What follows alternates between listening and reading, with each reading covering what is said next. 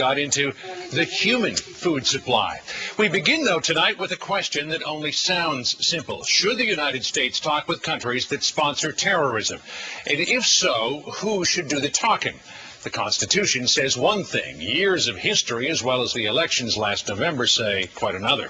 Today, House Speaker and Democrat Nancy Pelosi arrived in Syria, a country the State Department calls a sponsor of terrorism. Tomorrow, she meets with dictator Bashar al-Assad. Her delegation includes a Republican from Ohio. But today, in the Rose Garden, President Bush put it plainly, Democrat or Republican, lawmakers talking to Assad is a bad idea. It's one thing to send a message, it's another thing to have the person receiving the message actually do something. So the position of this administration is that the best way to meet with a leader like Assad or people from Syria is in the larger context of trying to get the global community to help change his behavior, but sending delegations hasn't worked. It's just simply been counterproductive. Well, we ought to mention that Speaker Pelosi is not the first lawmaker to take a controversial trip overseas, and President Bush is not the first president to complain about it. This goes way back. With some of that in mind, perspective now from Faz Shakir of the Center for American Progress and Brian Darling of the Heritage Foundation. Good evening to both of you. Let me start with you, Brian. First of all, do you think that this is a public relations victory for Assad? Yes, it is, and it's a real problem. I mean, we have the President of the United States leading our country. He's a commander-in-chief of our armed forces. He's a chief diplomat. And now you have Speaker Pelosi traveling to Syria and trying to engage in diplomacy. It's inappropriate. It's a bad idea. As a nation, we need to speak with one voice, and today we are not speaking with one voice. Faz, you agree with that?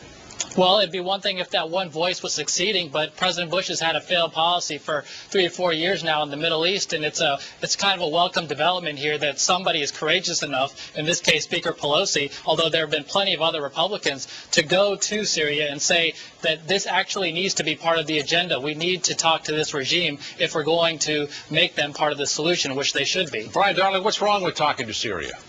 Well, Syria is a terrorist state. It's one of the few states listed by the State Department as a state sponsor of terrorism. It's supporting insurgent elements in Iraq. It's supporting and giving weapons to the individuals who are fighting our men and women in Iraq today. Why would we be supporting and talking to a government and giving it the imprimatur that it's okay to go talk to these nations that are supporting our opponents? It's inappropriate, and especially for the Speaker of the House, who is not the Commander-in-Chief of our Armed Forces, is not the Secretary of State. It's very inappropriate that the Speaker is going to Syria to talk to Assad. Well, why, Brian, did the United States talk to North Korea recently then? It's part of the axis of evil. That's right, and it's a decision the President of the United States made, not the Speaker of the House. And when the President decides that he's ready to talk to Syria and try and convince them not to support terrorist elements throughout the globe, it just sends an inappropriate message when the Speaker does that. What does it say to our friends, Israel, Lebanon, and the leaders in Iraq that are trying to provide a stable democracy when we allow these things to happen? It's not just North Korea that the administration talked to who was on the terror list. It was also Libya. They conducted negotiations with Libya, and they were successful negotiations. They brought about the nuclear disarmament of that regime. So here we have a model for how this can actually come about. And to those who are skeptics and say there's no use in talking to Syria, we've already got models that prove that there is at least a hope of something coming about. And the more you isolate this regime, the less they're going to want to talk to you, the less they're going to want to help you, and the more they're going to want to be a destabilizing force in Iraq and elsewhere. But Faz, is it also possible that Bashar al-Assad is using Nancy Pelosi to drive a wedge between the White House and the American people? And is it possible, too, that this could undermine U.S. foreign policy as the President has charged?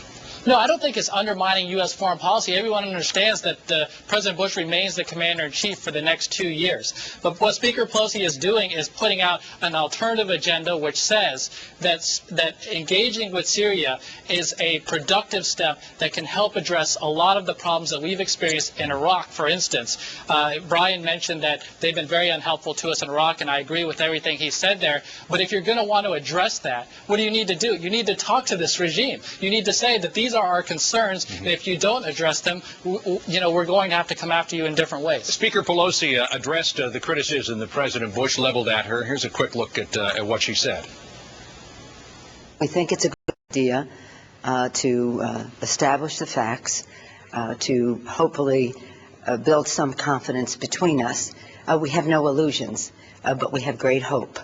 Brian Darling, so far, trying to force Syria to change hasn't worked. Why not confidence-building measures and eventually dialogue? Well, look, Speaker Pelosi supports a plan to start the withdrawal of troops from Iraq in 120 days and have a complete withdrawal by March 31st of 2008. That ties the hands of the president to fight the war. And going and speaking to Syria serves no purpose because she's the Speaker of the House, not the Secretary of State.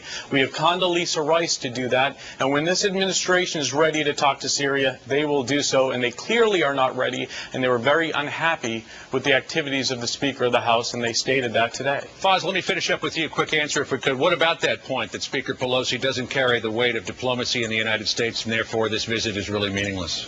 No, it's not meaningless. Look at what's going on right now. We're talking about the fact that we need to engage with Syria. This is what her trip has done. And, we haven't even talked about the fact that Republicans have been over there, Arlen Specter has been over there, that there is a majority of all the American people and Congress now, I think, who want to do this. And it's the question should be, why isn't Condi Rice out there? Why isn't President Bush taking these steps? Well, it certainly got us talking. Foz Shakir, Brian Darling, thanks very much. Appreciate you being with us. Thank you. Today's tiff over Speaker Pelosi.